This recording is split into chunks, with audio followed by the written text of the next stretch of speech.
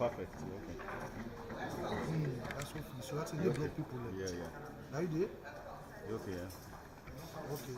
Can't be Christmas. So that's people in there and they see. They already have in the see. You don't need to understand, eh? There's nobody for block.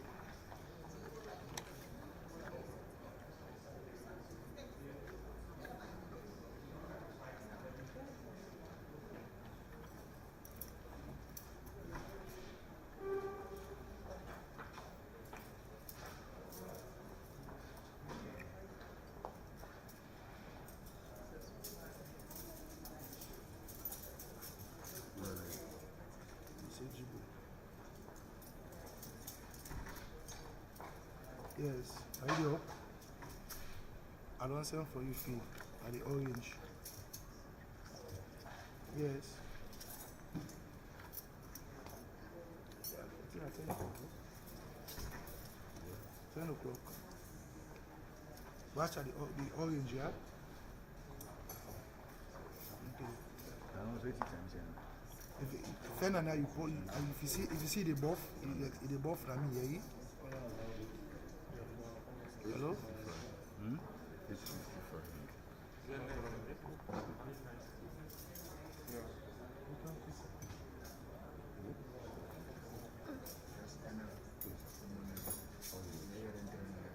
Yeah. Technical ones are the camera ones. Boss.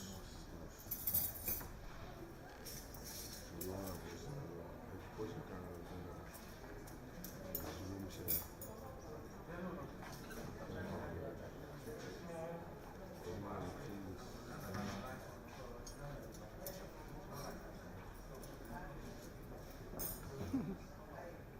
All thing can inside.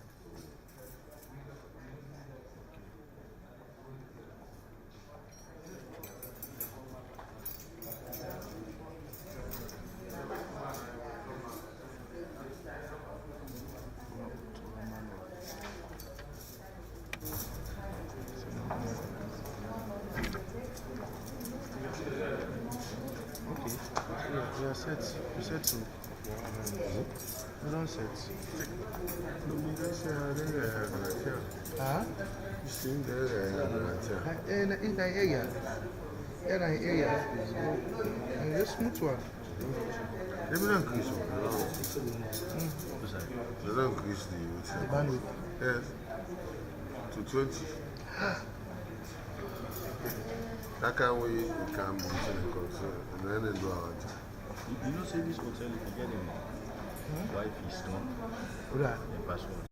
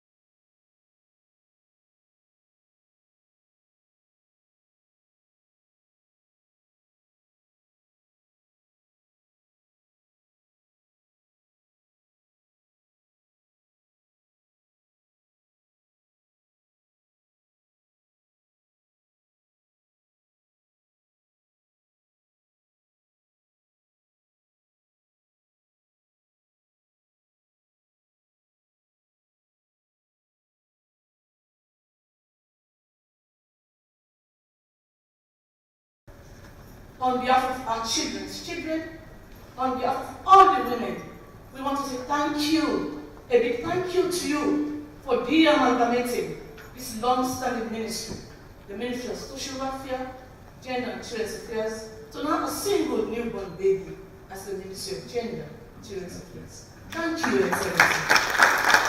Your Excellency, on behalf of the women of Sierra Leone, we feel fulfilled.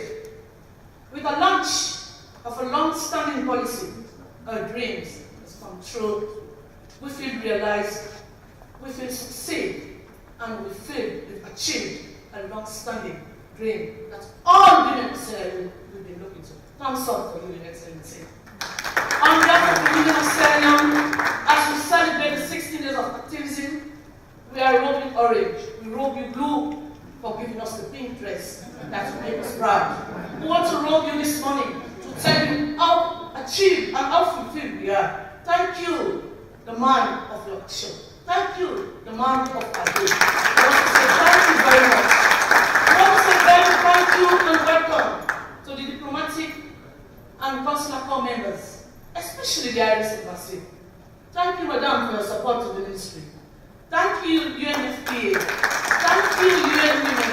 Thank you, the Ministry of Foreign Affairs. Thank you so very much. On behalf of the women of Sierra Leone, we want to welcome you to this launch. Yes, it is a launch. Your Excellency, we want you to use your good office as you've been using it to push the problems and issues of moving forward. We want you to use your good office, Your Excellency, to give us more. Give us more, Your Excellency. We know it is very small. Your Excellency, being the head of the committee in Parliament, we want to say thank you for the budget, but we are not happy with the budget. Your Excellency, I want to remind you, we are your babies, we are your mothers, we are your sisters, we are your everything. We know you love women so very much. Your Excellency, go back and turn and ask the ministers that are in charge more for us. We need more. Your Excellency, with that one, we know we'll move, but we want to do more big things for the betterment and for the benefit of women in Sierra Leone. So we need more. As we sit in the committee tomorrow, Your Excellency, permit me to use my 5% as a chairperson to add or to increase the budget of the ministry. Your Excellency, it's not fancy you, but to tell you that we are ready and we want to move. We want to stand firm. We are 52.something%, but we are still behind the chauvinism, the triangle society has killed us. On behalf of my wonderful minister and team, Madam Manti Tarawell, thank you so very much. You make the women of Sierra Leone very happy.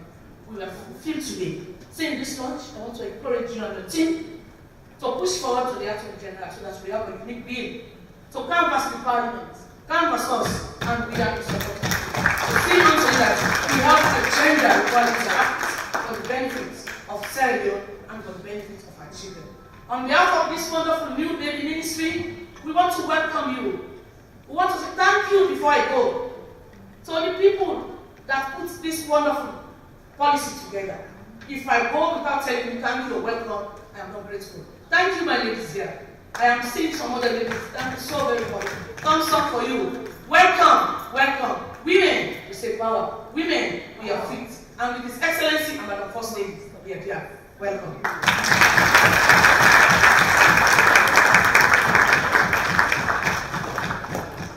Thank you very much, Honorable Akin Tarawale. And thank you for the warm welcome and the support to the ministry. The chairperson of this occasion will be introduced by Ms. Pandora Edwin. So I would like to call on Ms. Edwin, please, to introduce the chairperson of this occasion.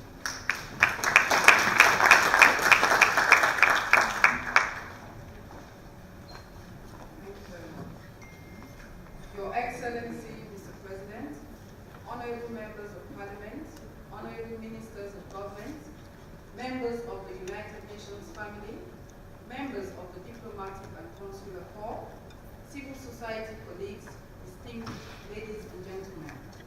I have a very brief role here today to introduce the chairperson for this significant event geared towards enhancing the promotion and protection of women and girls. Our chairperson is a product of the St. Joseph's Convent School in Italy. Unfortunately, she did not attend the annual.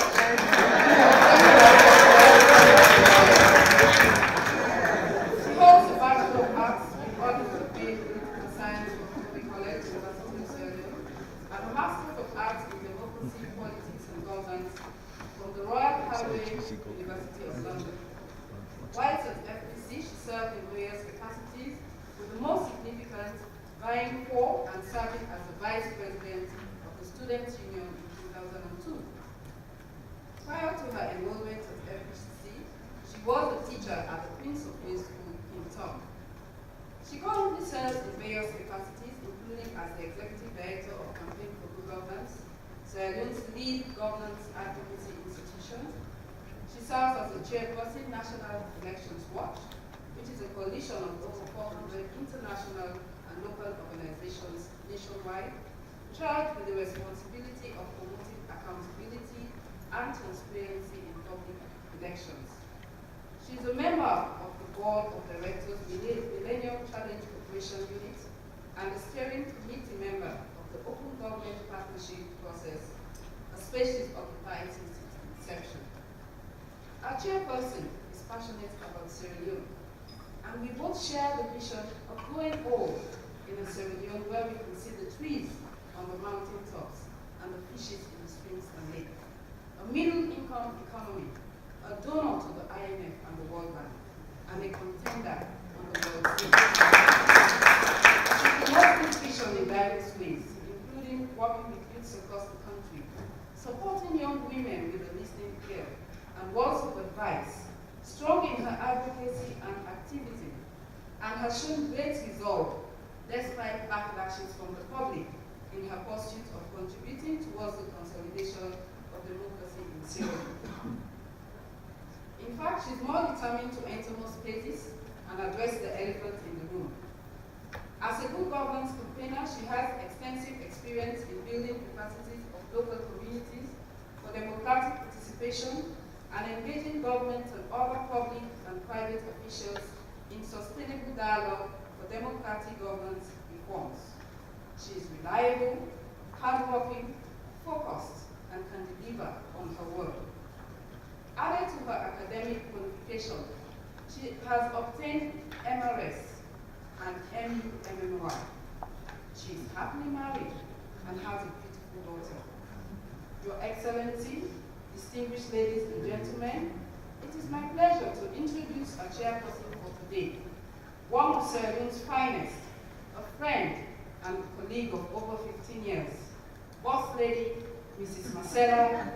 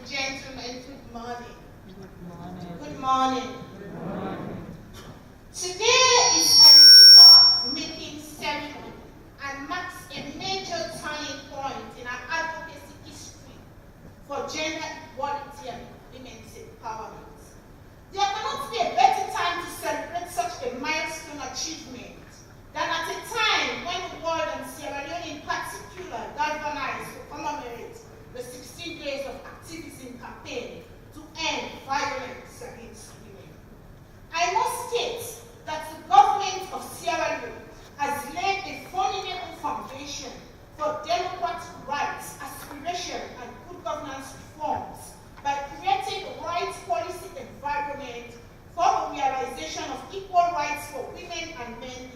Sierra Leone.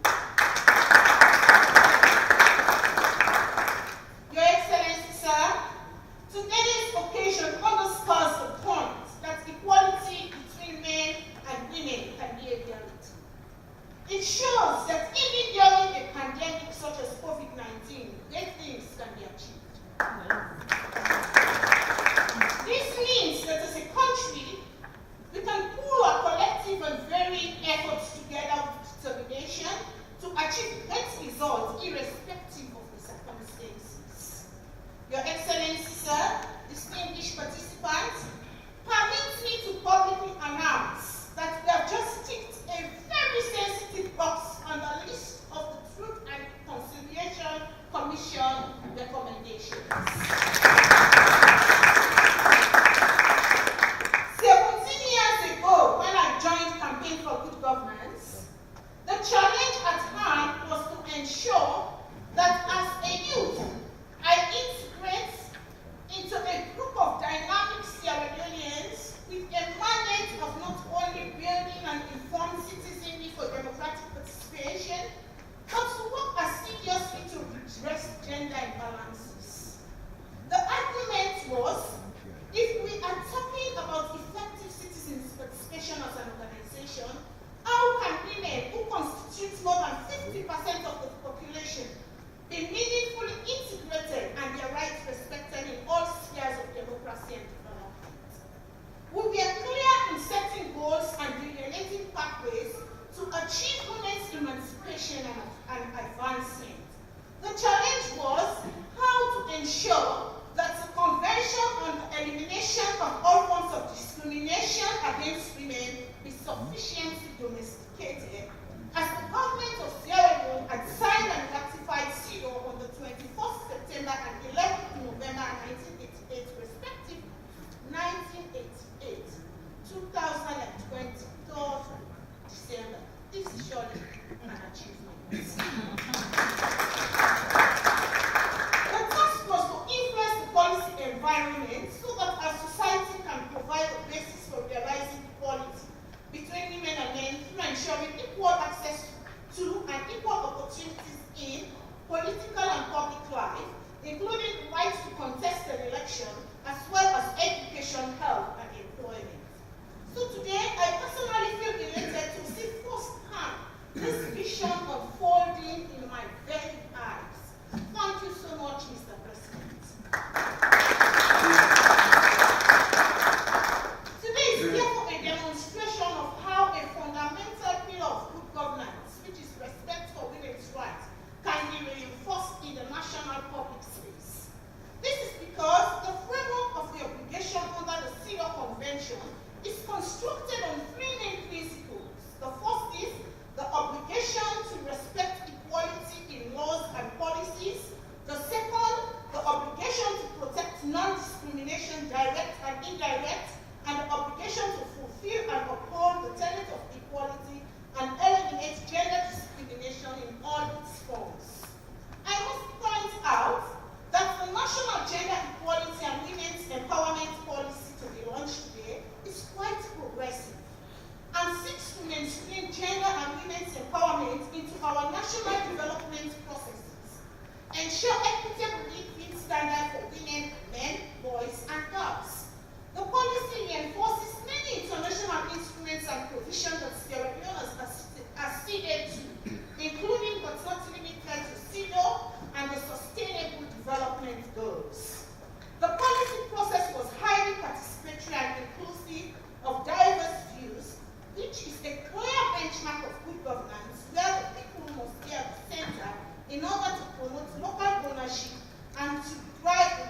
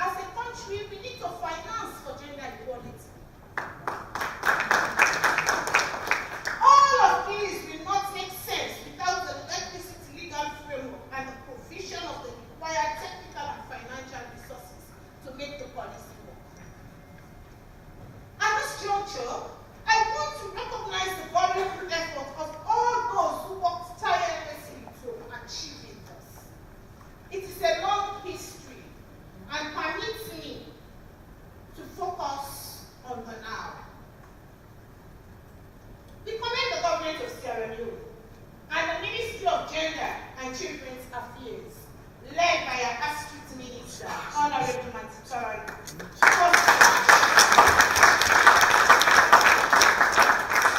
for such an inclusive, participatory, and progressive policy.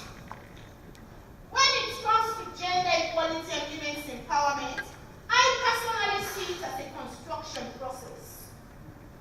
And every opportunity to lay a brick is worthwhile for our continued advancement. Madam Minister, you have certainly cemented a formidable foundation.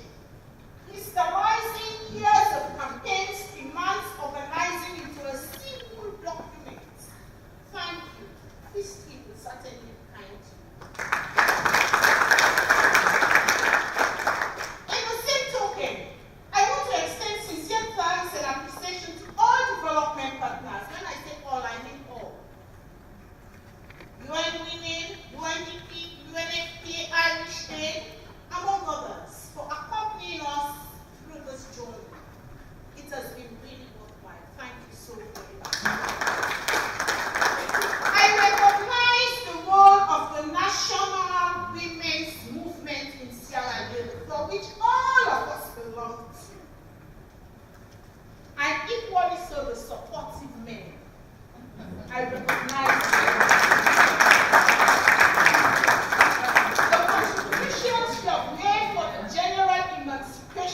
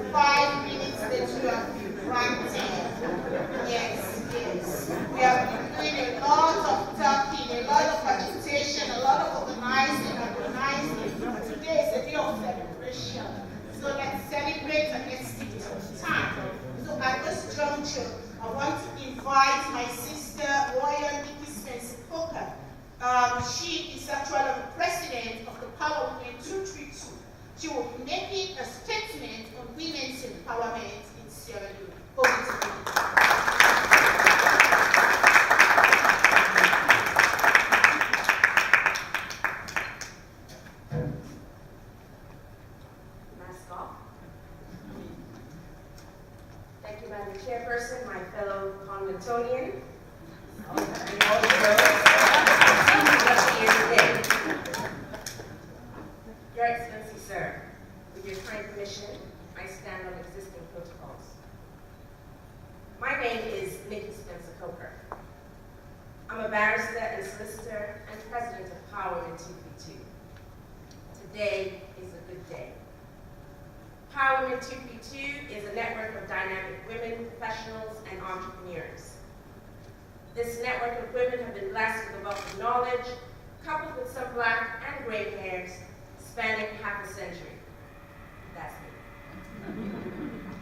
We are an aspirational group of Sierra Leonean women from diverse backgrounds, ethnic and political affiliations.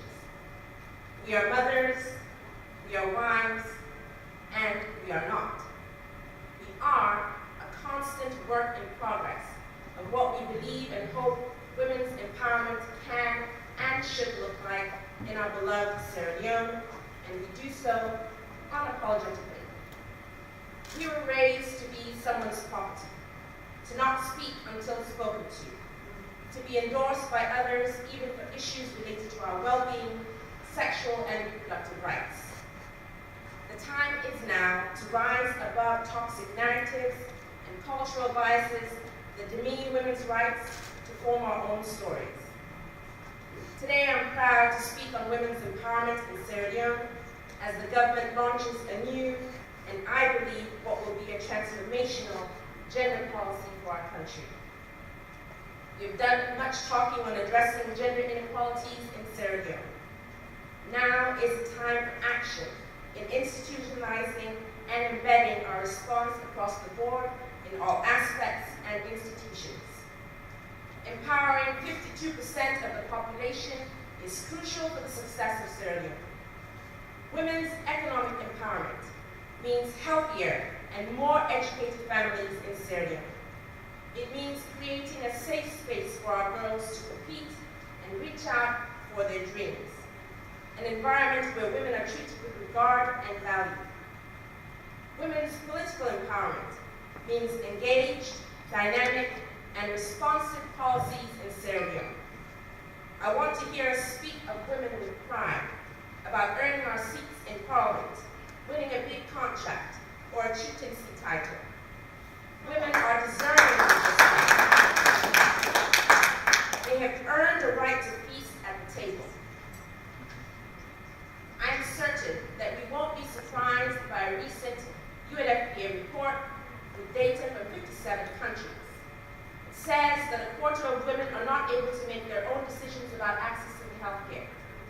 A quarter of women in these countries are not empowered to say no to sex with their husband or partner. And nearly 1 in 10 women is not able to make her own choices about using contraception. This is disheartening because women's sexual and reproductive health empowerment involves key issues related to reproductive health and rights that affect women throughout their lives. As a nation, we can lead change by ensuring that women and girls have agency and own the decision-making process about whether, when, or if they have children, as well as whether, when, or if they participate in certain of our cultural practices. Your Excellency, every so often it is asked, where are the women? I must say unreservedly that the women of Sierra Leone are ready. I can attest that the caliber of women, from those considered grassroots to those considered elites, are ready, willing, and able to make valid and meaningful contributions to the development of our country, if they are given access to opportunities. To enact and facilitate this timely gender policy, we must collectively as a nation, and by that I mean every one of us citizens, community leaders, and the government, start now to 1, place women as leaders and give them decision-making roles. 2, create more job opportunities for women. 3, invest in women's entrepreneurial ideas and education, emotionally and financially. 4, take action against unpaid labor work. 5, mentor women professionally and personally. Lest we forget, we are in the era where the first Black woman has been elected Vice President of the United States of America. Incidentally, she and I are members of the same sorority, Alpha Sorority Incorporated. The women of Sierra Leone are watching. Our daughters are emulating. We must embrace the future is female. And this phenomenon was birthed in Africa. Ellen Johnson Sirleaf of Liberia was the first elected female head of state in Africa. And here in Sierra Leone, well, we must take the cue. As our daughters are watching, they are ready. Let's give them the access and opportunity.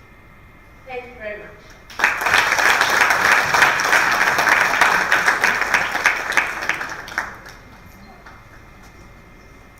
The task is certainly huge, as I mentioned earlier. There's a lot of work to do. At least now we have the right policy environment to unleash the billion potentials. We continue with the statements, and at this time we want to talk about gender equality, Beijing Plus 25. 2020 should have been a great year in the global history of women around the world. But the pandemic says otherwise. But today, Sierra Leone is celebrating a great achievement. And I want to invite H.E. Leslie McBrien, the ambassador, Irish ambassador to Sierra Leone, to take the photo.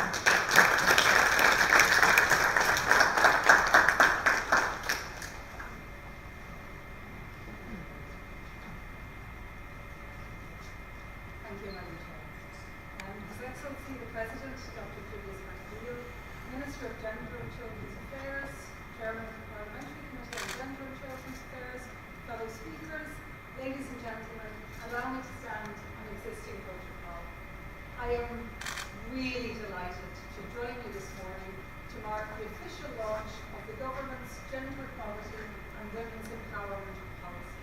I'm particularly honoured that the Ministry has invited me to speak on the topic, Gender Equality, Beijing Plus 25. I should start by saying, as I say wherever I go, that gender equality, women and girls empowerment is at the heart of Ireland's cooperation here in Sierra Leone. The goals of equality, inclusion and empowerment cut across our work in nutrition and food security, in education, gender, governance and the protection of human rights. Through partnerships with organisations represented here today, like UN Women, international NGOs such as Save the Children, Chauffeur and Concern, and local civil society partners such as Rainbow Initiative, Send Sierra Leone and Focus 1000, Irish Aid supports programmes to address teenage pregnancy, sexual and gender-based violence, to improve women and girls' nutritional status, to increase access to quality education for girls, and last, but by no means least, to increase women's participation and representation in politics and decision-making. The Government of Ireland's policy for international development recognises the importance of empowerment of women economically, politically and socially in order to build peaceful, resilient and stable society. We recognise the need to include all women as full and equal participants, particularly in areas of conflict prevention, of peace building and promoting sustainable and inclusive economic development. Ireland and Sierra Leone are partners in the Sustainable Development Goals agenda with a shared commitment to gender equality, empowering women and girls and ending all forms of discrimination and violence against women and girls. The Beijing Declaration and Platform for Action of 1995 is a visionary agenda for the empowerment of women and girls everywhere. Developed at the 4th World Conference on Women in Beijing, the largest ever gathering of gender equality advocates, the Beijing Platform of Action was adopted by 100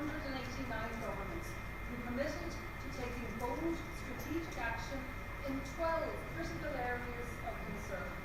They were poverty, education and training, health, violence against women, armed conflict, economy, power and decision-making, institutional mechanisms, human rights, media, environment, and the girl child. The Beijing platform sets out how to remove the systematic barriers that hold women back from equal participation in all areas of life, both public and private. 2020 marks the 20th anniversary, the 25th, I beg your pardon, anniversary of the adoption of the Beijing Declaration and Platform for Action.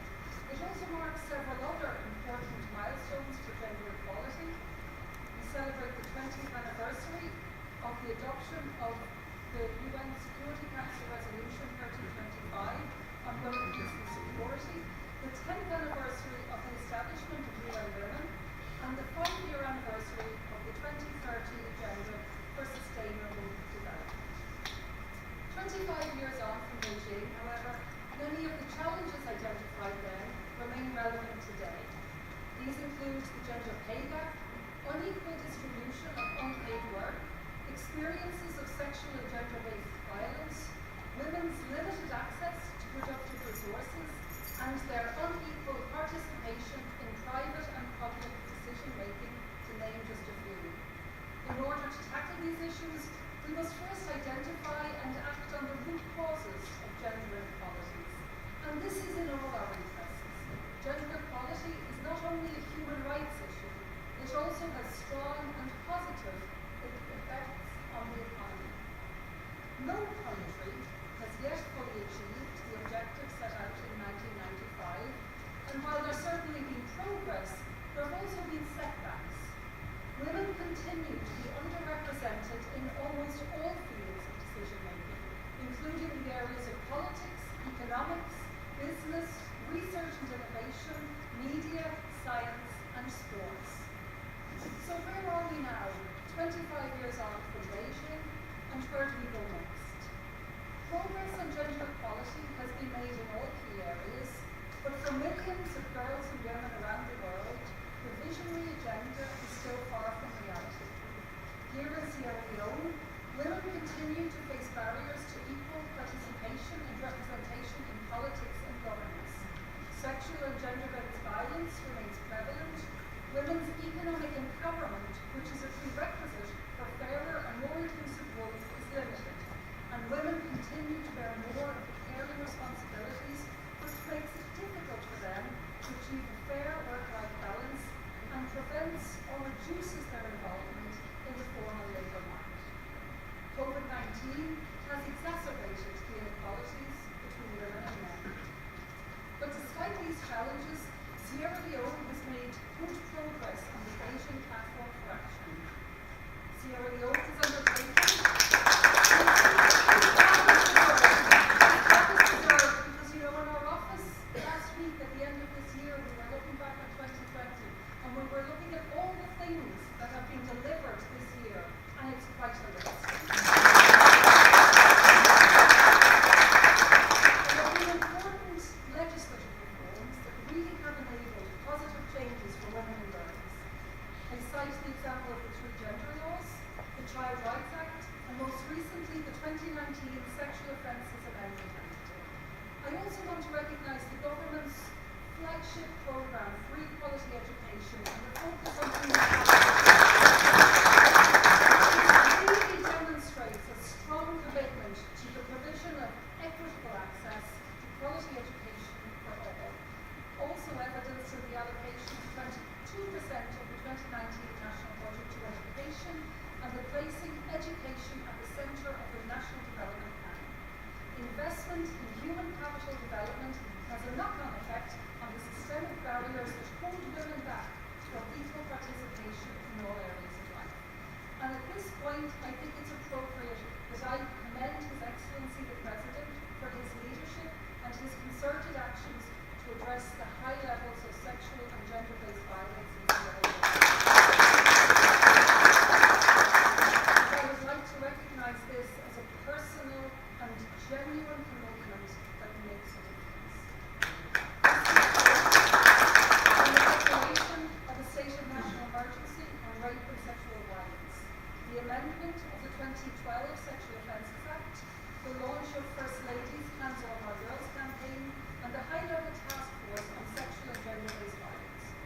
recently, we had the first sexual offences model court.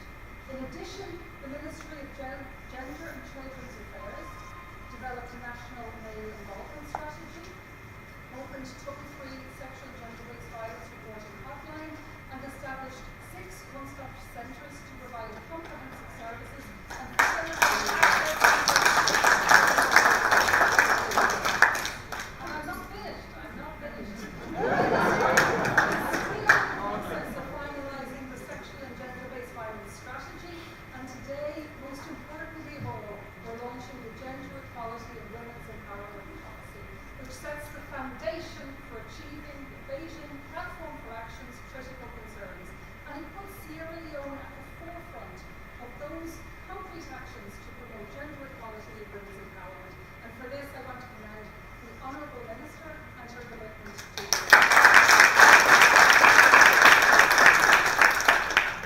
this important policy is a lawful reference point for addressing gender inequalities by all stakeholders at national and community levels and family units throughout the country. It calls for equal access for women, men, boys and girls to opportunities across all areas of the economy. In addition, it emphasises the need for gender mainstreaming in national development plans, sectoral policies and strategies, because the lack of women in leadership roles in politics is an ongoing challenge, but a gender quota will increase women's visibility and profile in politics, and this is very welcome. So before I conclude, where do we go next? While gender equality and women's empowerment policy is so very welcome, its implementation will be critical to achieving and creating space for women's participation at all levels of governance, as citizens, change makers and leaders. The implementation of this policy and the resulting impact for all women, as previous speakers have said, requires continued collaboration between development partners and government ministries, alongside communication, continued consultation and strategic implementation. The reality is we are all interconnected and interdependent. The Ministry of Gender and Children's Affairs cannot succeed alone. Multi-sectoral collaboration and coordination are essential. The need for data to underpin the measurement of the rollout of the policy is also important, while communicating the policy to the general public during and after its implementation is also important.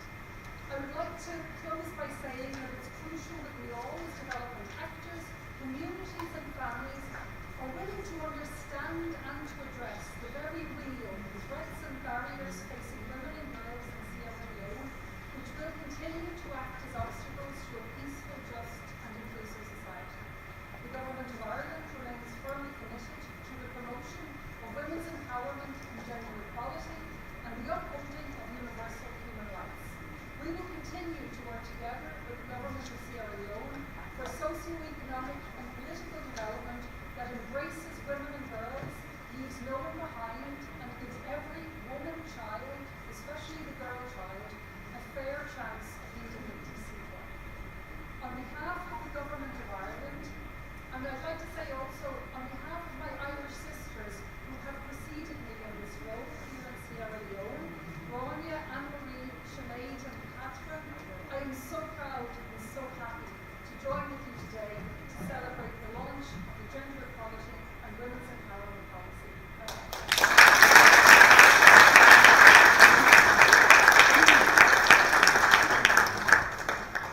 Thank you so much, Leslie, for that statement so proud believer. The gender agenda is gaining momentum.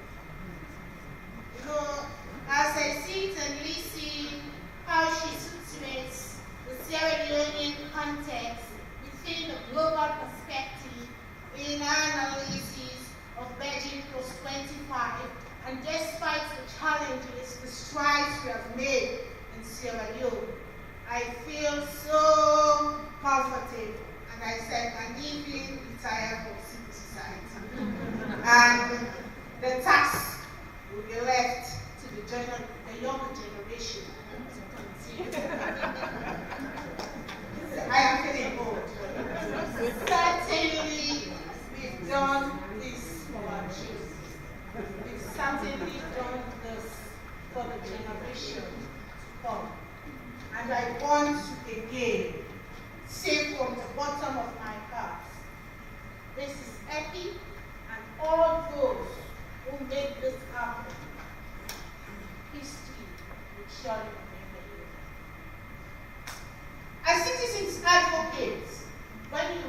political will, your work is so easy. And again, thank you so much to government. The next speaker for today's occasion is somebody who has accompanied the Sierra Leonean women with grace and voice. She's everywhere. And when the mobilization and the momentum is not taking effect as it should be, she jumps on the stage to give it to the choir that it deserves. Ladies and gentlemen, distinguished guests, why can't you join me in welcoming the United Nations Women's Representation?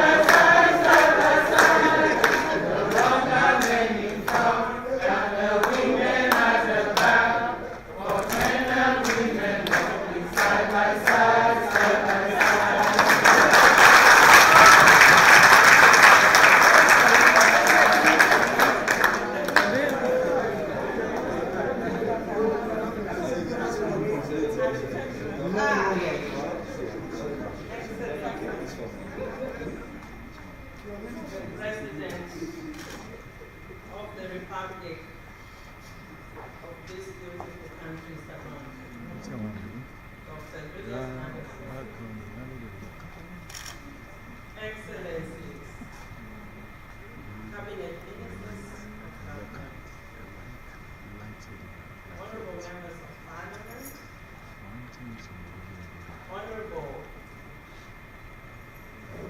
diplomatic and consular corps, members of the civil society, members of the fourth estate, all protocols observed.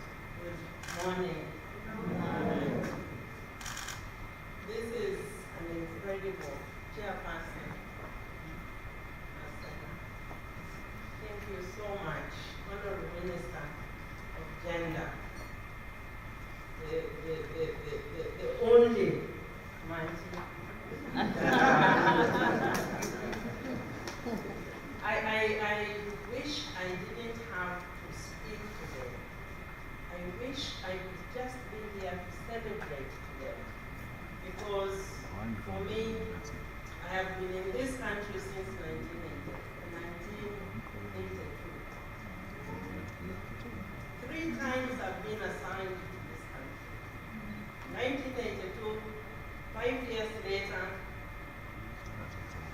2007, 5 years later, and on this front, 2014 to now. There is something about this country that God keeps bringing me back to. But today, Excellency, today, maybe this is the culmination of my coming back to Savannah. The launching of the Gender Equality and Women's Empowerment Policy. My colleagues from the United Nations, I want to commend you, I want to commend the government, I want to commend the civil society. I want to commend every single citizen of Sierra Leone today, because indeed it is a landmark achievement. And I retire on 31st December 2020. And I thought that the model court was the gift that I was given. I thought the one-stop centers were the gift that I was showered with. Now, again on top of that, the gender equality and women's empowerment policy. How lucky that one is. Thank you. This is Salon.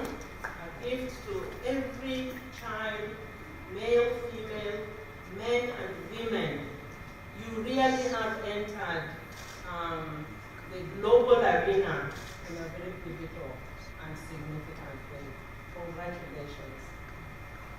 You can clap.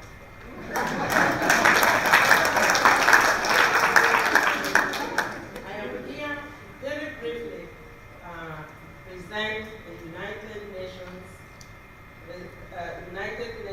Council Resolution 1325 on Women, Peace and Security. The UN Security Council Resolution 1325 on Women, Peace and Security was adopted on 31st October 2000. And October this year, we celebrated the 20th anniversary of the UN Security Council Resolution 1325. This resolution is important because it formally acknowledged the changing nature of warfare in which civilians, and in particular women and girls, were particularly targeted, and therefore targeted with sexual, gender-based violence, with slavery, forced marriage, forced pregnancy, all over the world. And this resolution gave birth to 4 critical pillars in the peace-building arena.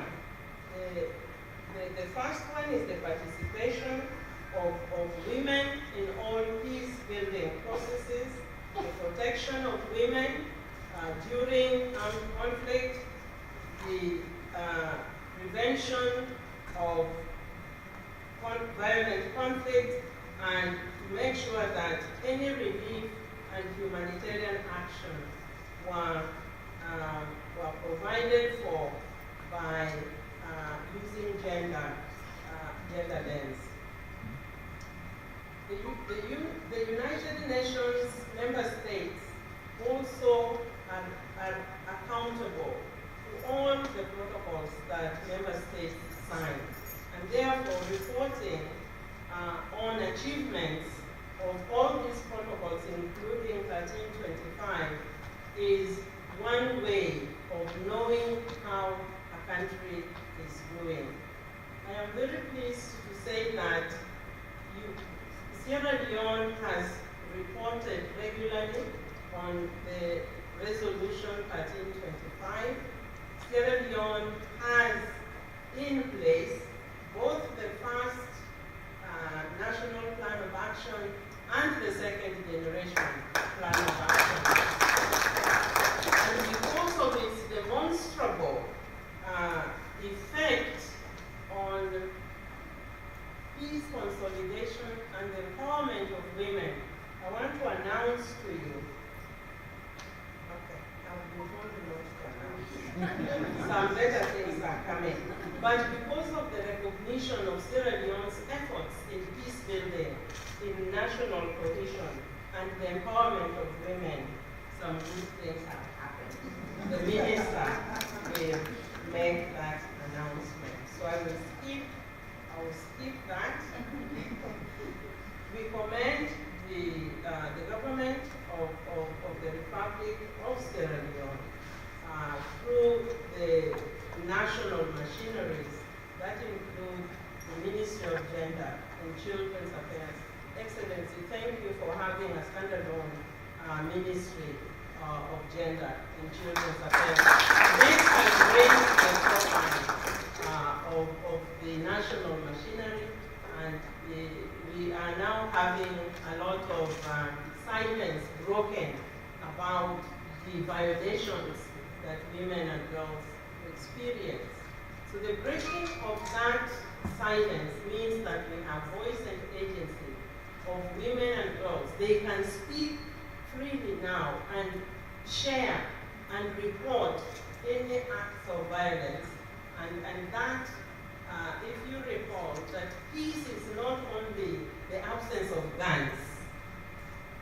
Violence on women's body constitutes a lot of violations and a lot of peaceless environments. The resolution has established platforms where women and girls and speak about their experiences can inform government of what they are experiencing and what more could be done. This, I believe it was this year when the National Peace Conference was undertaken, and we know that Sierra Leone has committed to establishing a peace commission, and Excellency, we again thank you for that. That also came out of the food and reconciliation processes. And so a number of achievements have been made from the recommendations of the National Truth and Reconciliation Commission. Let me give you very few advancements that the Sierra Leone National Plan of Action on 1325 has achieved. There is the established multi-stakeholder task force to provide leadership, which saw the country's first CIRNA and now second CIRNA, and these have indicators that have been defined. We support the government in implementing the about 35 indicators that are being tracked on 1325. A lot of the other areas, such as the protection and prosecution of perpetrators, have been highlighted, so I would just skip that. The transformation of the regional task forces to a steering committee for the implementation of now CIRNAP 2 is extremely commendable. The establishment of the Saturday courts to fast-track SDVV cases is also one landmark outcome. Community awareness on peace building and social cohesion. I believe the Minister, the Honorable Minister, Ambassador is here from Political Affairs. That has also become localized in 1325 at the national level, and all very commendable with guidelines. In-country evaluation, we did support the evaluation of CIRNAP 1, which gave us the basis for CIRNAP 2. The ratification of the Maputo Protocol is also extremely important under 1325. The gender training manual for communities on psychosocial support is also very commendable. The leadership and coordination role played by the Ministry of Gender. I just want to thank Honorable Manti Tarawandi for the energy, for the vision, for the compassion she has brought to this ministry. It has brought all of us together.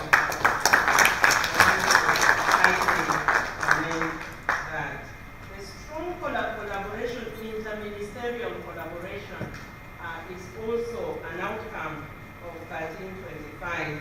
And when ministries can collaborate between themselves on peace and security, which transcends all the sectors, we then see the greater alignment that the government has brought on the security sector. Excellency, there is right now an initiative to work with the uniformed institutions to look at barriers that constrain the effective participation of women in the peace processes, both with the Sierra Leone police and with the military, and you will be hearing about that very shortly.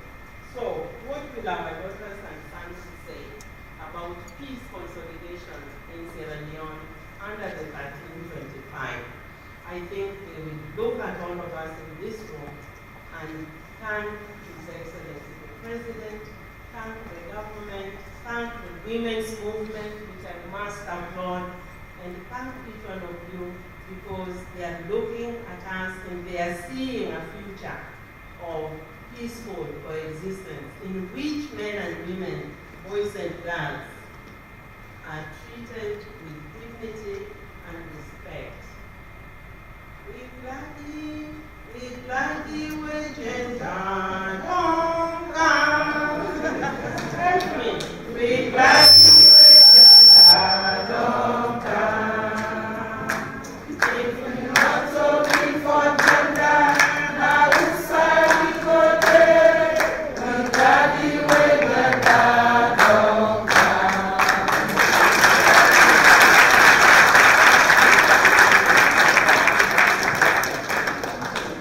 I told you, Dr. Baby Okumu would bring more energy in the room whenever she's giving the platform. Thank you so very much, Dr. Baby Okumu.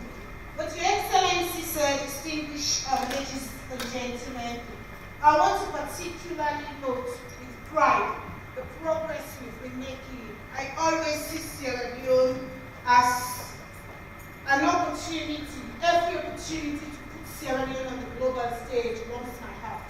So I want to note specifically the progress we've been making in the implementation of 1325, which speaks to a lot more issues around this consolidation. And I think those 35 indicators, we are actually making good progress as a nation. So when it comes to women, peace, and security, we are not doing badly at all, and I want to recognize the success Sierra Leone is taking in that dimension. Now, we're moving on. So important. I always make demands when I'm giving the platform. And the next speaker is the speaker who is responsible for gender affairs. Some time ago, when a cabinet list was announced, and then we noticed that we have a new Ministry of Gender, and I spoke to one of the ministers and I said, oh, we're advocating for Ministry of Gender, and now we have lumped it with Children Affairs. And he said to me, I don't want to be And so it's very, very much important to think of how we can have a progressive minister to pull off all of this through. And the conversation has been moving women, men, boys, and girls. And I found that very, very reassuring.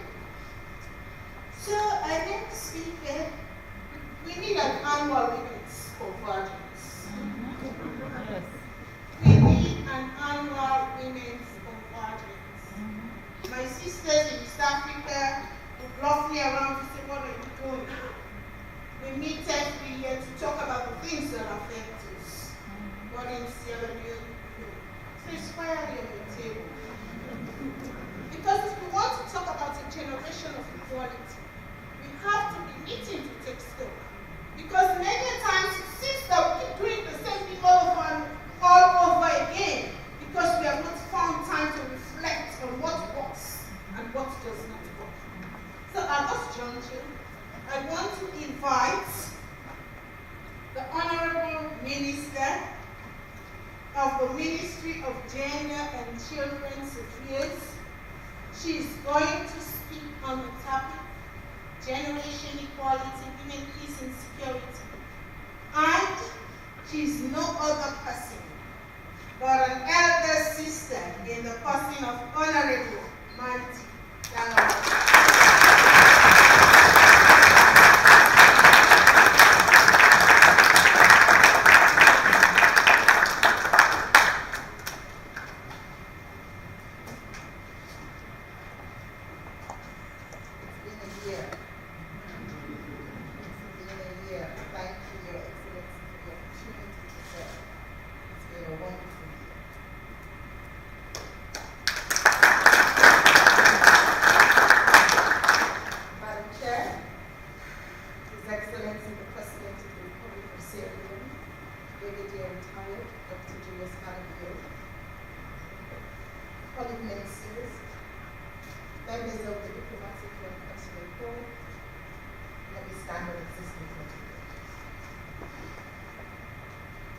I once heard His Excellency the President talk about education in the this way. He said his own education would be obsolete for the future, and therefore the education that we give our children today must be different and must be fit for the future. Those words speak to futures literacy. Futures literacy is a capability. It is the skill that allows people to better understand the role that the future plays in what they see and do. It builds on our human innate ability to imagine the future. By helping people learn how to use the future to shape the present, we can also master volatile, complex, and uncertain situations such as the ongoing COVID-19 crisis. This ability to adapt will be key if we are to meet the global challenges of the 21st century. So my ministry is currently working with UNESCO on creating Futures Labs across the country to support women and children. This will be an opportunity to get women and children to picture the future that they want and begin to articulate the sort of pictures, some point indicators they want to see that will be indicative of the future they aspire to. And thereafter, as a ministry and as a government, we will support them to create those pictures and the indicators. So now, my class of 2020. Imagine a future where all people were equal rights and opportunities. Women and girls, boys and men, are no longer trapped in the cycle of stereotypes. In this future, gender equality is the norm. Men and women get paid equally for work of equal value. They share care work at home. There is equality in political leadership, classrooms, corporate boardrooms, and factory floors. From the villages right into the cities, women and girls have equal say in decisions that affect their lives, their bodies, their policies, and their environment. Madam Chair, His Excellency, that picture we've just imagined is what generation equality is all about. It's realizing women's rights today for an equal future tomorrow.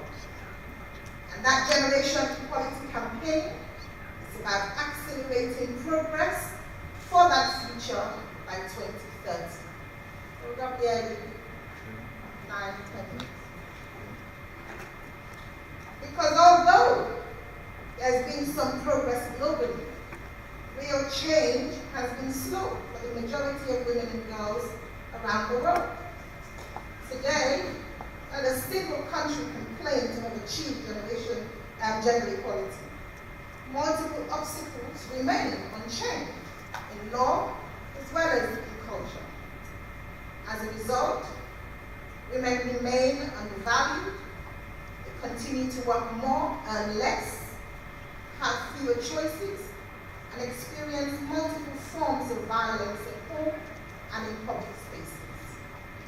The Women, Peace and Security and Humanitarian Action Compact, therefore, harnesses existing formative framework and accompanying institutional and coordinating mechanisms to action and realize the commitments. The Compact is a voluntary multi-stakeholder monitoring and accountability process that engages key global, regional, and national players to help narrow the gap between aspirations and concrete actions on women, peace and security and humanitarian action. For us here in Sierra Leone, we believe the decision to create a compact was a move in the right direction. The following reasons justify this assertion. The compact provides a holistic agenda for the Women, Peace and Security Platform and the Humanitarian Component. It has the potential to ensure that we galvanize transformative actions by all relevant actors for full implementation. It provides intergenerational dialogues that will create a sense of national ownership. This was our experience in Sierra Leone from our first National Action Plan, which enjoyed an all-inclusive process by various stakeholders, including Mama Queens, local district officials, civil society organizations, and paramount chiefs. It creates a platform that brings together diverse global, regional, national, and local women peace builders, human rights defenders, and humanitarian actors. It will enhance coordination for the implementation of existing commitments. We believe it has the capacity to ensure commitments on paper are translated into practice. Since financing the Women, Peace and Security agenda has been a major challenge, we believe this platform has the opportunity to mobilize financing from the donor community, encourage national governments to allocate budgets for implementation of the national action plans. Madam Chair, His Excellency, as a country and as a government, our contribution to the compact will be as follows. We intend to take our experiences and lessons from the 11-year war, Ebola, and now COVID-19 to support the work of the compact. Given that Sierra Leone was one of the early adopters of the second generation National Action Plan, we will encourage other UN member states to adopt their national action plans that are fully costed using gender-responsive budgeting principles. This, in our view, will not only ensure realistic budgeting, but ensure countries and enable countries to raise all the funds needed for effective implementation. We will promote awareness raising on the African continent on the linkage between Women, Peace and Security and Humanitarian Action Frameworks and the Beijing Declaration and Platform for Action. This underscores the relevance of the recently adopted Continental Results Framework, an African Union tool to monitor implementation of the frameworks by its member states. We will develop and strengthen partnerships with civil society, various government ministries, local district officials, Mama Queens, and paramount chiefs. In short, we will adopt a whole nation approach. And lastly, but absolutely not the least, we will mobilize other stakeholders to become signatories to the compact. Let me therefore conclude by affirming that the gender policy that we're about to launch includes translated existing normative framework on women, peace and security into concrete actions that will positively impact the lives of women and girls in Sierra Leone.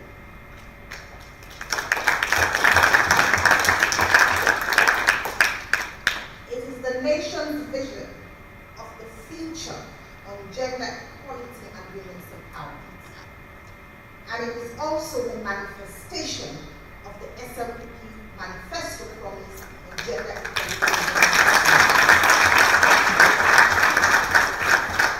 The policy contains the systematic concrete steps that we must take now to ensure the desired future is realized. The presidential will is 100 to implement DUI. Political will is also there. My commitment is unfinished. Thank you.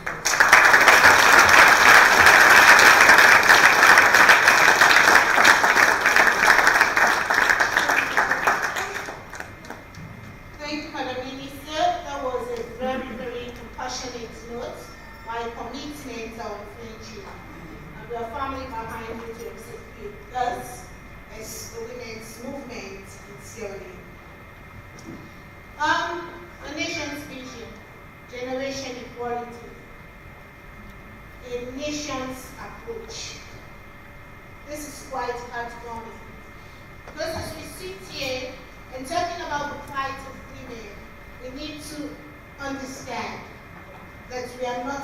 Junior School.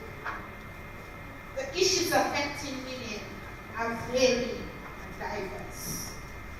And the challenge is how we pull the thread to bring every Sierra Leonean woman involved. So now when we talk about a generation of equality, it means that we are sharing the vision and perspective of every woman and their diverse interests and needs in this country. So it is about emancipation, it is about empowerment, and it is about consolidation. Thank you. So at this juncture, we've listened to a number of messages. It's a celebration of gender today. It's a celebration of achievements. And at this point, we want to have an interlude and to just relax before we get to the climax of today's event. So I now invite somebody to entertain us, and she's Samuela J. Conte.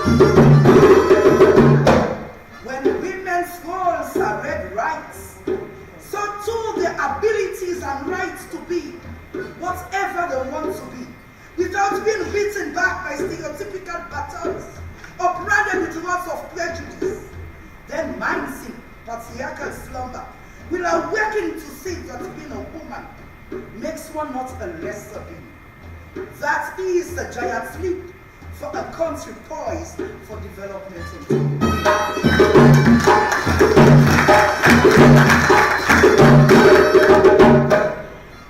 To all raise the curtain for women of Mama Salone, rooting for a minimal 30% in all social and political spaces.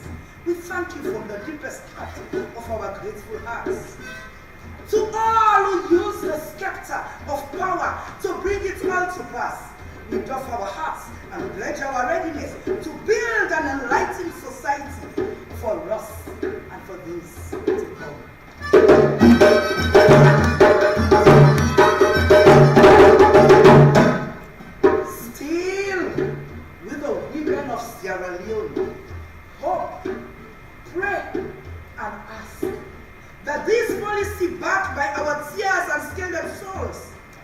be not placed as an ornament for shelves, or tossed to the back of drawers, but to sit where decisions are taken as a constant reminder that for every man capable and available, there is a woman.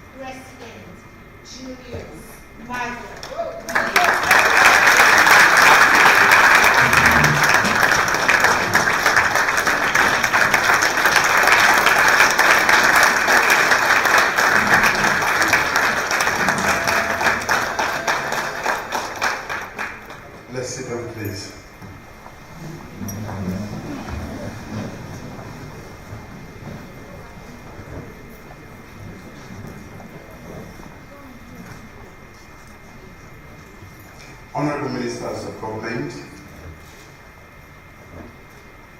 Honorable Members of Parliament, members of the Diplomatic and Consular Corps, government partners, civil society, distinguished ladies and gentlemen, are we still in the morning? Good morning to everyone. Good morning. I don't know if I should speak from my script or speak from the heart. Women are always on my mind.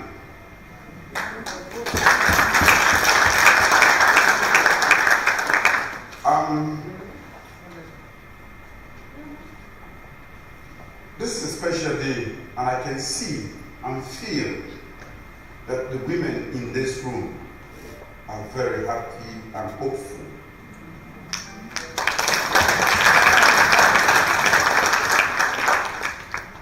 To have a happy nation, you should have, the women should be happy.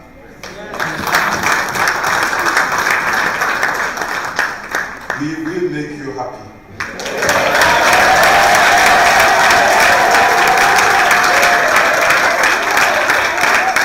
My commitment to women started even before I was able to gain the office of presidency. When I had the opportunity to choose a running mate, at the very first instance, my running mate was a woman.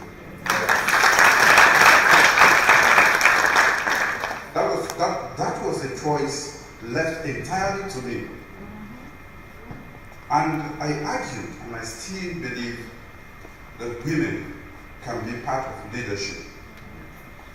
I remember being asked severally why I chose a woman that was politically risky in this country. I can take any risk for women.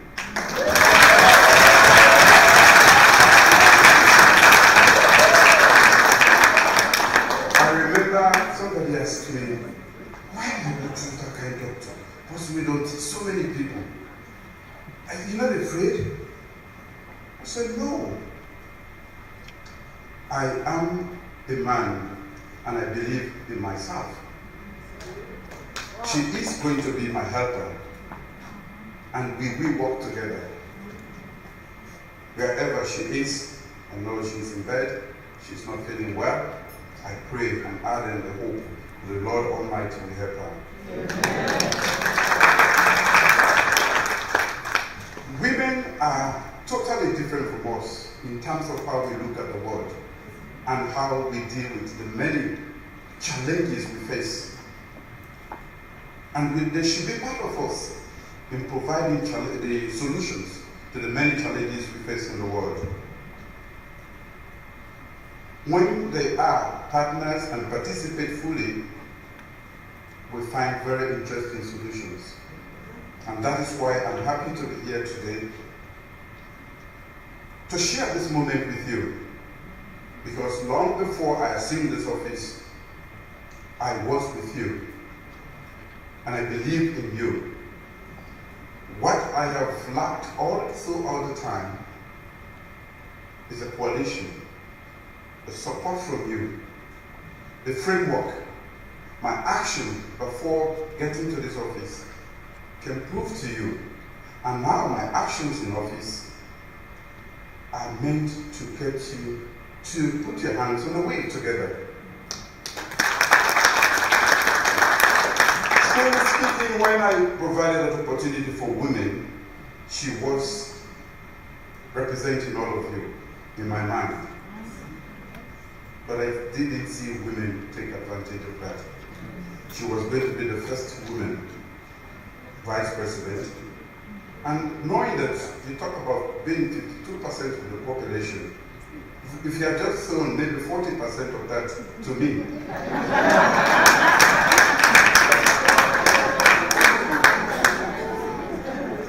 the leadership at the highest level of political echelon would have come to pass by now.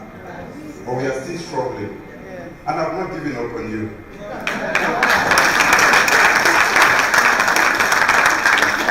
This is work in progress. Over the last weekend, women especially cheered about the benefits of energy security for education, healthcare, business, public service delivery, and generally equality for life. Quality of life as we launch the project to revamp the Bo-Kenema electricity network. Again, in that meeting, I noticed that a lot of the people that were there were actually women in Bo last week. Last week also, the Center for Disease Control recognized our hard work as a country by designating us as a level 1 low threat country for COVID-19.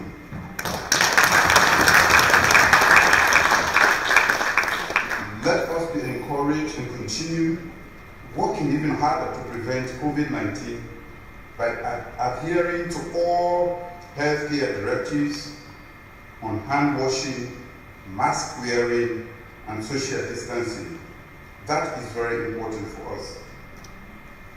This week, President-elect Joe Biden has appointed a Sierra Leonean woman, Jane Hopkins, to serve on his nation's COVID-19 advisory board. Congratulations.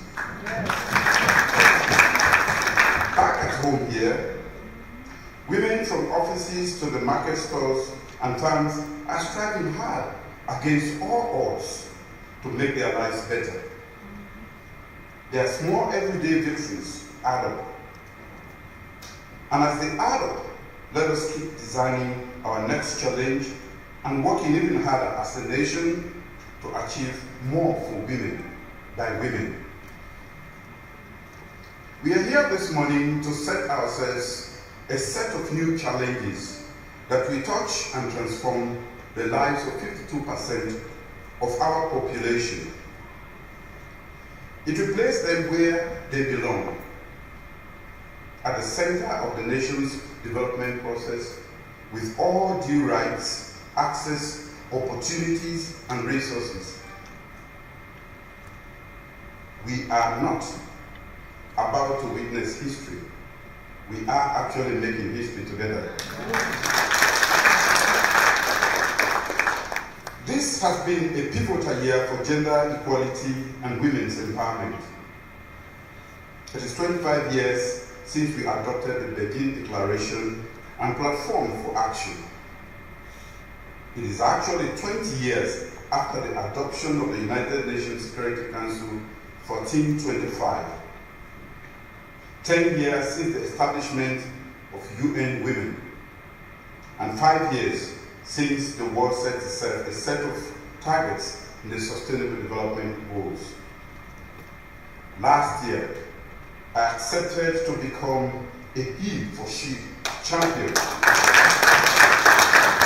I'm proud to carry mine all the time. When it's not here, I keep it in a special place. This is because I believe that through our commitment to achieving gender parity in all spheres, we will create more spaces for full and unconditional participation in and representation of women in nation building through their patience, competence, and demonstrated resilience. I have been entirely raised by women, my mom and my elder sister. So when we talk about patience, when we talk about competence and resilience in particular, especially in navigating a difficult world, my resilience and my patience comes from women. My mom was very patient. She was never in a hurry. Resilience is important. Being able to anticipate, as mothers always do, and to plan for anything that befalls you on the way is important.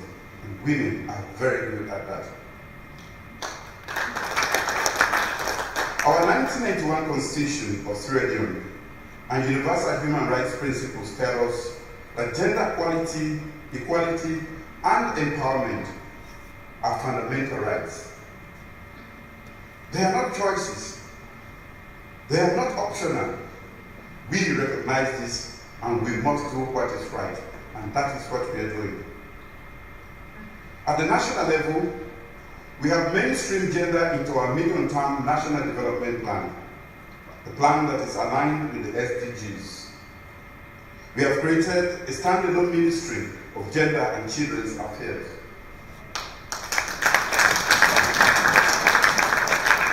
Following my declaration of the national emergency on rape, we have passed the Sexual Offences Amendment Act of 2019. And that is to make it tougher on the scourge of sexual and gender-based violence. We have created the Sexual Offences Model Court to fast-track judicial processes for SGBV. Alongside that, we have created one-stop centers for SGBV in most parts of the country. A dedicated rape line, 116, is now operational. But we have also engaged citizens, and we are now implementing the male involvement strategy for the prevention of sexual and gender-based violence. This is very important. When I travel, I make sure I talk to the youth, but not only the youth, the main folk of this country, to actually be active in this if we are going to succeed in stopping gender-based violence. Normally, I'm applauded very, very loudly when I talk about other issues, but when I talk about rape in particular, that goes the volume, the response goes down clearly, which tells me, yes, we know we have not been good as men, and we should not be doing what we are doing. And I want to use this opportunity to get the men involved. And I think I should also use this opportunity to appeal to the women as we aspire to gender parity, that we have a lot to do. I remember once somebody meeting me at home, and I was taking care of my daughter. He said, you don't know anything. Where you have? I said, not to be picky. I changed the diaper, and sometimes even today, if I'm late, it's because she insists on certain days that I should take her shower, dress her, and I do that.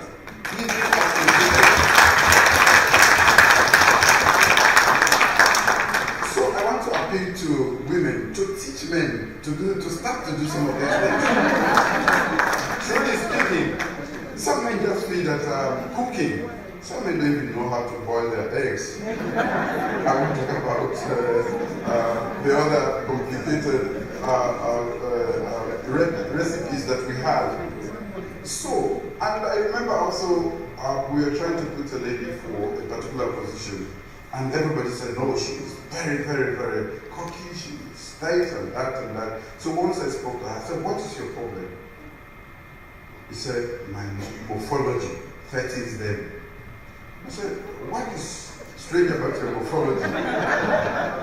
He said, they feel threatened by my presence. I said, can we try to moderate that? Because we have a bigger goal to achieve more than your morphology. So I want to appeal to us women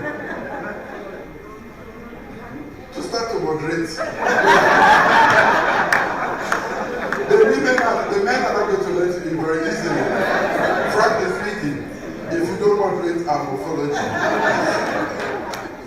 At the national level, we have mainstream gender into our medium-term national development plan and aligning with SGDV.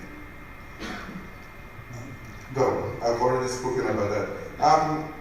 The bit I want to talk about is the tireless effort of my wife, the First Lady, in engaging community leaders, citizens, developing partners. We can change outcomes for millions of young girls by changing social norms and perspectives on child marriage, menstruation, intensify our policy of radical inclusion that guarantees access to all in education and opportunity. All should actually mean all.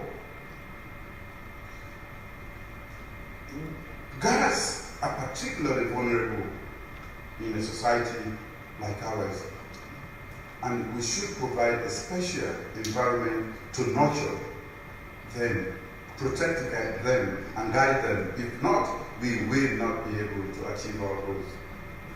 So parenting is important as we talk about rape and other SGDV issues. We should also, all women, not just the policy, but action to back these policies. The environment we are creating. If we had started this 20 years ago, we would have achieved quite a lot today. But better late than never. So I want to encourage us all that when I was one that argued vehemently against pregnant girls going to school. But when I reconsidered, when I was given a lot of other instances, examples as to why we should allow them, they are victims. They are basically victims of our society. Sometimes of our carelessness as parents, and sometimes as a result of the social and economic situation. We shouldn't let them drop out of school because they made that mistake. We should support them to continue. And that is why I reconsidered my decision and accepted the radical inclusion.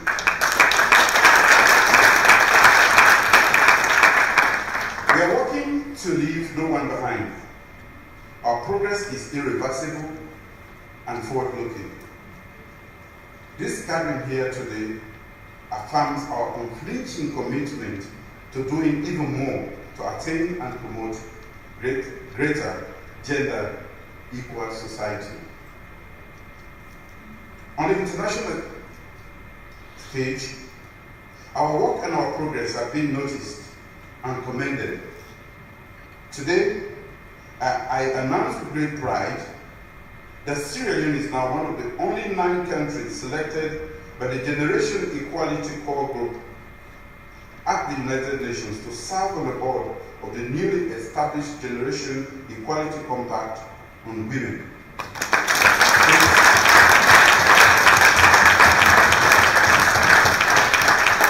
Congratulations to all of us. We should continue to work together. Beyond global accolades, we localize international instruments and disseminate to citizens without delay. We talk, we walk the talk. Indeed, action past intention, especially when it comes to women. But our work continues, and I have already argued that energy insecurity has bigger and unequal social and economic health impacts on women. As a government, we are investing heavily in healthcare infrastructure, diagnosis, training, and equipment for healthcare workers, ambulances, and even more. And it is pleasing to know that anecdotal evidence suggests that we are lowering the maternal and child mortality and increasing access to vaccines and primary health care in this country. But we can do more on breast and ovarian cancers. Mental health conditions are disabling, and I am informed that women are disproportionately affected by depression, anxiety, and more due to risk factors arising from STBV, social pressures, or cultural attitudes towards women going through mental health crisis. We must do more, and we will do more. And this is where your support is particularly needed, because this means all hands on deck. We are very quick to pass judgment as a society without understanding what others are going through. So we are going to require all of you to really support, not just by clapping for this policy, but actually taking action, especially for gender-based violence. It should be everybody's business.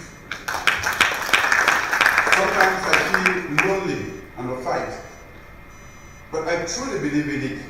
And even when my own ardent supporters refuse to applaud me when I talk about gender violence, gender-based violence, I insist, because I believe that it is wrong and we should not accept it as a society. My own personal value system cannot allow me to give a blind eye to it. So our work continues. I've already argued that energy insecurity is bigger and unequal socioeconomic, has an unequal socioeconomic and health impact on women. We are investing in health care infrastructure. No, I've spoken about it. We will do more to guarantee financial inclusion. Women, especially in the rural areas, are involved in mostly small or petty trading, and they need support. They neither have the entrepreneurial skills nor the access to capital to be able to do what they should do. I think we provide them the support that they require to be able to succeed.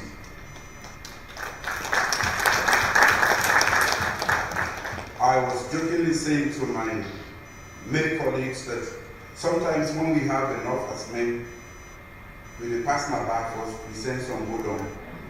And some monkey said, plenty go down, that nothing will reach my house. So, We must do more to guarantee financial inclusion and ensure access to credit, savings and income streams, business opportunities, and social safety nets. We should do more to guarantee them more access to health care, justice, and even more, as they have reminded. We are eager to work with development partners and structured networks of women at all levels. We must enhance both the representation and participation of women in influencing and making decisions that speak to gender equality and empowerment. We should ensure the timely, efficient, equal allocation of access to resources, public services, and rights. We should not make more promises, but challenge one another to work together towards achieving equal, inclusive, and sustainable development. I think we have done a lot of talking before, and we should actually be acting now, because the women are lagging behind, and we should get them at part. To our development partners, NGO partners, and all our many friends who have supported us every step of the way, I say a big thank you. We are eager to continue partnership and to work collaboratively with all stakeholders to make this country a better place for all our women and girls. I also wish to make profound thanks, most profoundly thank the leadership of the ministry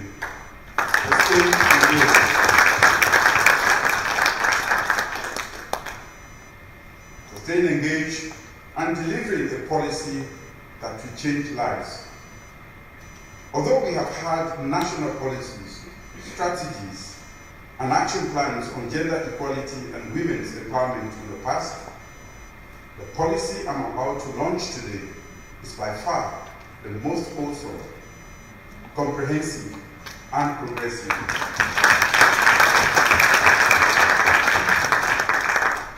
It is therefore a real pleasure and pride as a proud he for she champion to formally launch the Sierra Leone 2020 Gender Equality and Women's Empowerment.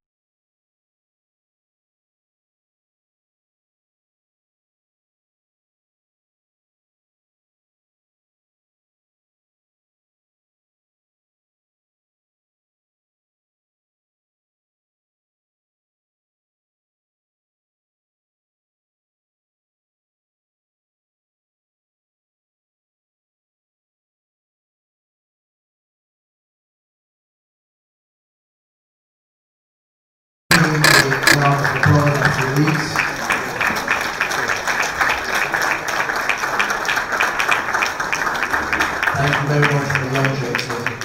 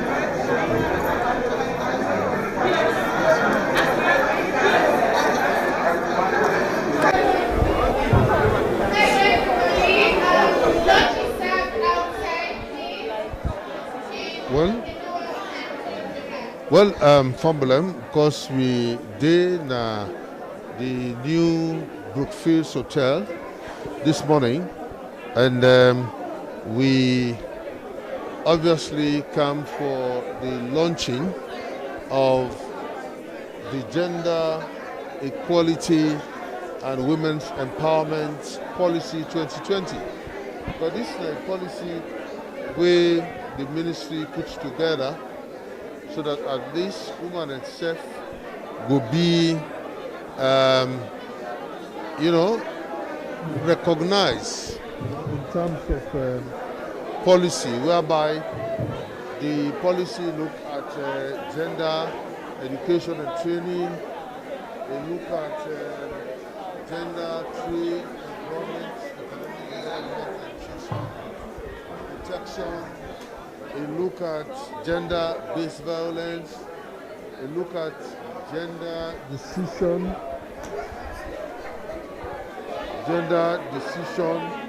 making and political leadership, gender health, sexual and reproductive health, HIV/AIDS, gender, the environment and disaster management, media and access, information and communication, technology and innovation, disability and other forms of social inequities, legal justice and human rights, culture and family, peace building and conflict resolution, response, macro sector formation budgeting, and women's capacity leadership. This now things them where they in the policy whereby government and other institutions them will encourage women them so that they self will be in line like demanded. Because we all know how the woman is fed for 30%. But for later they go achieve, even the president self stressed on Nande that women them could be part of.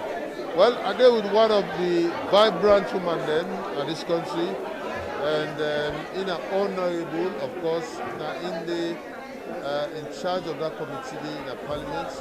Good morning, Honorable. Yes, good morning. How are you? And good morning to the people of Sierra Leone.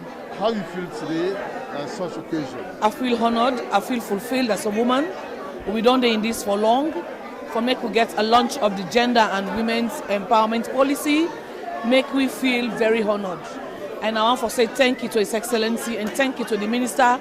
Thank you to all the women in Sierra Leone for joining hands together for launch the gender equality policy and women's empowerment policy. We, the women of Sierra Leone, want to assure the people of Sierra Leone say we will continue for push. Being the majority, we get 52%, and we want to assure Sierra Leoneans and say this is just the beginning. It is just the launch of the policy. We go try for say we continue with the drafters for push for a bill for the benefit of all Sierra Leoneans. Because if we get this, it don't send a signal for the empowerment of women and for women for take the bold step for push forward. Thank you very much. You're welcome. Thank you very much. All right, okay, we just need to talk to few women then how they feel about the gender policy today. And obviously, we talked to few women then. I've talked to Dr. Fatou Takib, one of the prominent women in this country, and of course they're about 50-50. So, Doctor, good morning. Good morning. Good afternoon. Good afternoon, yes, it's just afternoon. Okay. Now, how do you feel about today? You know? Oh, fantastic. This is a good start. It don't say where this journey, the way we dip on this journey, for make we get this. But this is not the beginning.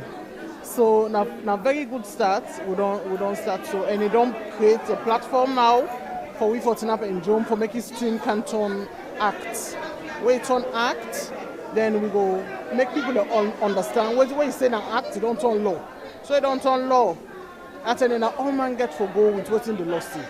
And it's very important. But for me, it's not just even about me. It's about me picking them. And I know the picking where they can be in. Me picking them boys as well as girls. for when they understand what's in a parity, when they understand for give each other support, when they respect themselves, very important. So we picking them back, what's we not really learn, we as adults, that they picking them back, we can begin showing. Thank you very much, Doctor. Thank you. Thank you. All right, it's okay. Well, just like that, today, Doctor, we just want to let few prominent women them throw light on this occasion. And one believes that by the time where it will become law, then we will begin to see how women man them for the Bayu, because some man they actually know the Bayu, the woman them. You know, I make especially talk about gender-based violence whereby man them still they beat woman them. You know, me not subscribe to that actually, but with the way the country they look at gender-based violence these days, they tell you say woman them must be respected, and woman them forget confidence in them, forget a responsibility for play important role in this country as well. They not advocate for more percent, but then small 30%. They still advocate for the it will be an increase. Well, we want to talk to the minister this morning. We got the minister with me, the minister for gender. Well, of course, there this morning. Well, good morning, madam. Good morning. Good morning. Madam Manti Tayawali. How you feel about this great occasion today? I am excited. I am excited. I stand on Boku people then shoulders because Boku people then start this before me. Some great people there. You can't talk about women's empowerment. You not talk about Honorable Veronica Kadisise.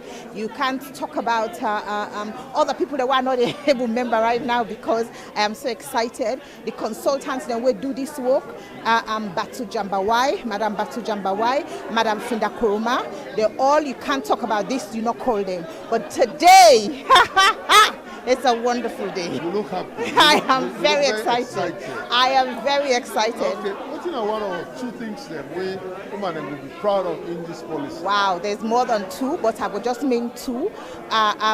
One would be the minimum 30% political representation within inside this policy, and also the Economic Empowerment Fund for female entrepreneurs. So already governments don't put money aside for that, 2 billion as seed money, and then we also they use that now for get other money then from other partners there for help people who do that work starting next year. Lastly, what you go left with the woman then?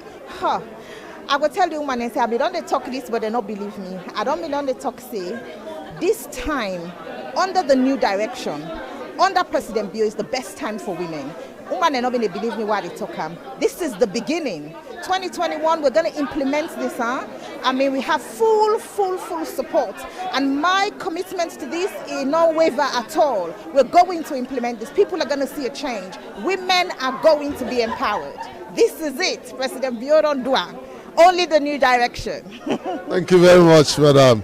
Thank you. Yeah. All right. Okay, well, I think Nayaso, we go wrap up the curtain as this now a very auspicious occasion this morning where His Excellency just can launch the Gender Equality and Women's Empowerment Policy 2020. Well, we want to say a big thank you to all viewers and listeners, and on behalf of the management and staff of the SABC, we broadcast this live from the new Brookfields Hotel in Freetown.